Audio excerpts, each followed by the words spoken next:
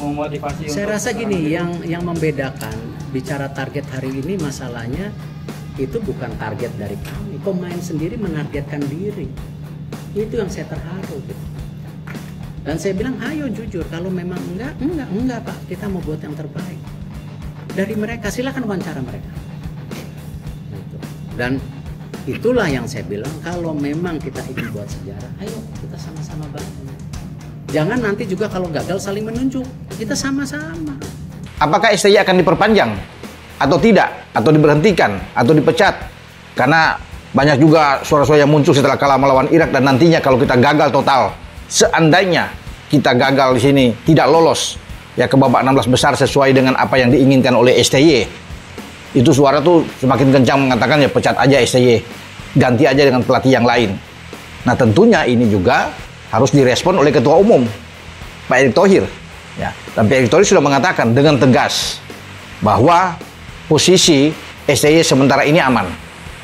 Apapun yang terjadi di Piala Asia yang berlangsung saat ini di Qatar ya, itu gagal katakan ya, tidak melanjutkan ke babak selanjutnya, peluang itu masih ada karena masih ada di U23. Kesempatan itu masih terbuka buat STY. Kalau STY bisa mampu membawa tim U23 itu lolos ke babak 16 besar, bahkan menembus 8 besar, dia akan diperpanjang, akan diteruskan.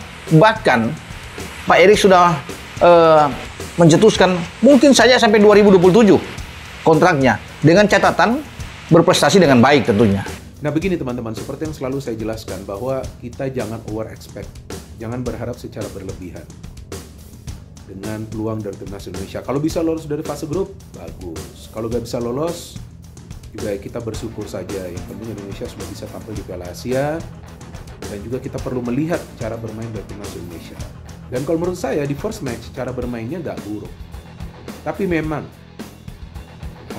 masih ada banyak kekurangan dari timnas Indonesia, terutama di lini pertahanan. Nah sebetulnya dengan bermain mengandalkan defense and counter, artinya bertahan dan kemudian serang balik, itu sebetulnya nggak salah. Tampaklah strategi dari Shin Tae-yong ingin agar para pemain itu bertahan, serang balik.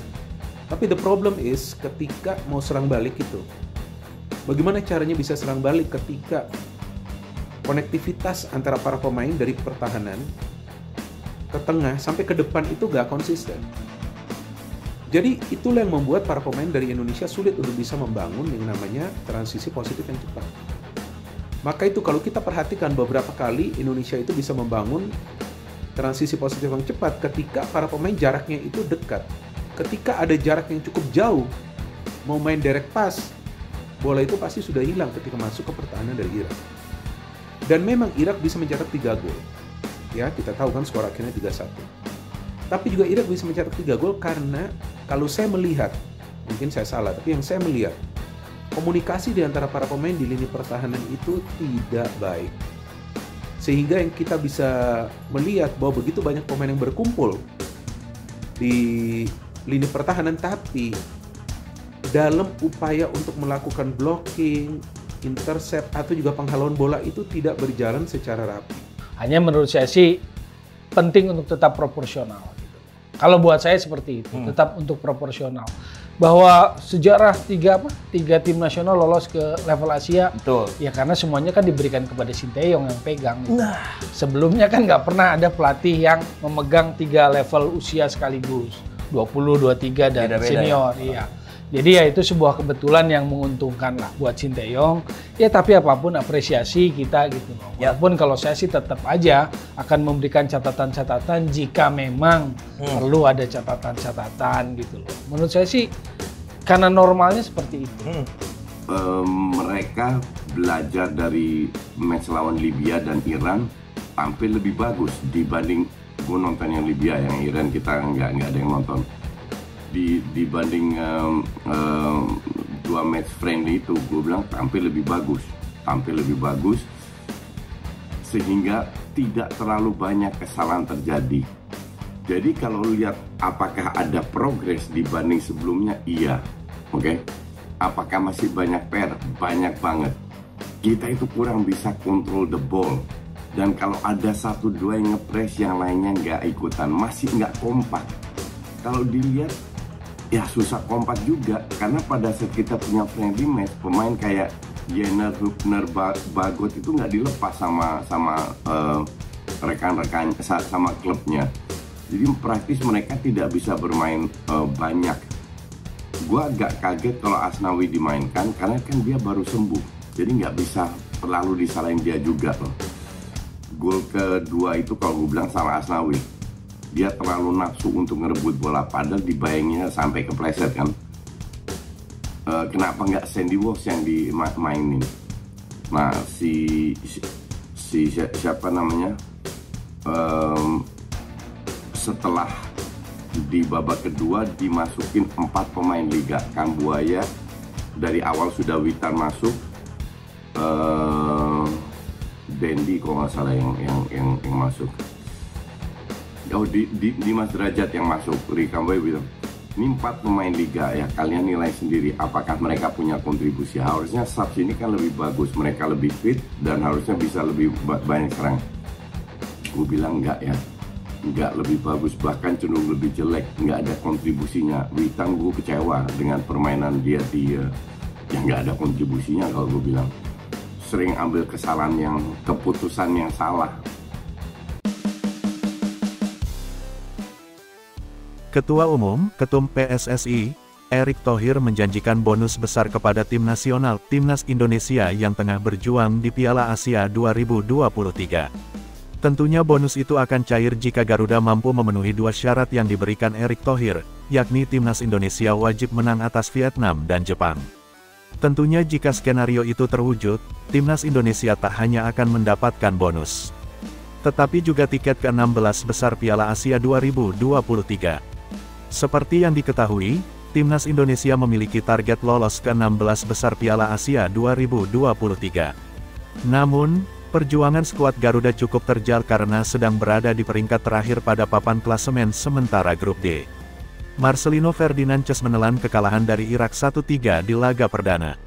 Terdekat, Timnas Indonesia akan menghadapi Vietnam di Stadion Abdullah bin Khalifa pada Jumat, tanggal 19 Januari tahun 2024 malam WIB. Erick mengatakan bahwa sejatinya skuad Garuda harus mencari 4 poin.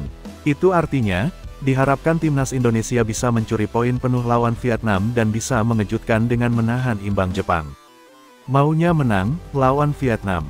Kan tadi bilang poinnya kita harus cari 4 poin, kata Erick kepada wartawan termasuk MNC Portal Indonesia, Kamis, tanggal 18 Januari tahun 2024. Tapi jika Timnas Indonesia berhasil menyapu bersih 2 laga sisa itu dengan kemenangan, Erick mengatakan itu akan menjadi sebuah bonus dari segi hasil. Bahkan dia mengisyaratkan skuad Garuda bakal mendapat bonus besar andai benar-benar mampu tumbangkan Vietnam sekaligus Jepang. Hanya saja, Erick tidak ingin semua ini membuat para pemain terlena. Pria yang juga menjabat sebagai Menteri BUMN itu ingin Timnas Indonesia fokus penuh mewujudkan target yang ada dan kesampingkan perihal bonus. Kalau sama Vietnam menang, sama Jepang menang, wah luar biasa dong itu. Alhamdulillah, tuturnya, itu bonus gede, jangan dibalik, belum ada prestasi, bicara bonus terus. Bener dong, Verga, sambung Erick, ada hasil, kasih bonus. Apalagi Pak Jokowi, kemarin SEA Games, bonus. Cuma saya mau, jangan dibalik, tegasnya. Sementara itu, Timnas Indonesia akan melawan Jepang di matchday terakhir Grup D. Pertandingan tersebut dijadwalkan berlangsung di Stadion Altumama, Rabu tanggal 24 Januari tahun 2024 mendatang. Berita selanjutnya, Shin Tae-yong pastikan Timnas Indonesia digembleng dengan lebih baik agar bisa ganyang Vietnam. Shin Tae-yong menegaskan dirinya menggembleng Timnas Indonesia dengan lebih baik agar nanti bisa mengalahkan Vietnam di Piala Asia 2023. Timnas Indonesia akan menghadapi Vietnam di matchday 2 Grup D Piala Asia 2023 pada Jumat tanggal 19 Januari tahun 2024. Skuad Garuda harus menang di laga ini. Pasalnya skuad Garuda gagal merealisasikan targetnya saat melawan Irak pada hari Minggu, tanggal 15 Januari tahun 2024 kemarin. Alih-alih bisa menahan imbang, skuad Indonesia malah keok 1-3. Kemenangan lawan Vietnam akan membuka jalan Indonesia lolos ke babak berikutnya di Piala Asia 2023. Adakan skuad Merah Putih nanti bisa finish di posisi ketiga dan mendapat tiket sebagai salah satu dari 4 tim peringkat 3 terbaik? Melawan timnas Vietnam dan mengalahkan mereka bukan hal yang mudah. Khususnya bagi Shin Tae-yong. Sejauh ini Shin Tae-yong telah melawan Vietnam 4 kali bersama timnas Indonesia. Hasilnya ia belum pernah bisa membawa anak-anak asuhnya meraih kemenangan. Namun pelatih asal Korea Selatan itu siap untuk menghentikan tren negatif tersebut. Ia mengatakan bakal mempersiapkan timnas Indonesia dengan lebih baik ketimbang saat melawan Irak. Kita kalah vs Irak pada pertandingan pertama di Piala Asia, tetapi kita akan persiapan lebih baik untuk pertandingan berikutnya vs Vietnam agar kita dapat meraih kemenangan, tulis Shin Tae-yong di akun Instagramnya. Shin Tae-yong sebelumnya sudah menyusun skenario agar timnas Indonesia bisa melangkah ke babak 16 besar. Ia ingin skuad Garuda menahan imbang Irak dan menang atas Vietnam. Melawan Jepang, Shin Tae-yong mengisyaratkan bahwa timnya memang bakal amat sulit meraih kemenangan. Kini satu targetnya sudah meleset. Shin Tae-yong pun mengakui bahwa saat ini timnas Indonesia mungkin sulit untuk bisa lolos ke babak berikutnya. Tapi ia menegaskan tak ada kata menyerah dalam kamusnya. Mungkin sulit bagi kami untuk lolos ke babak 16 besar, tapi saya punya pengalaman sebagai pelatih. Kami tidak akan menyerah, kami akan terus mencoba dan berjuang, tegas Shin Tae-yong.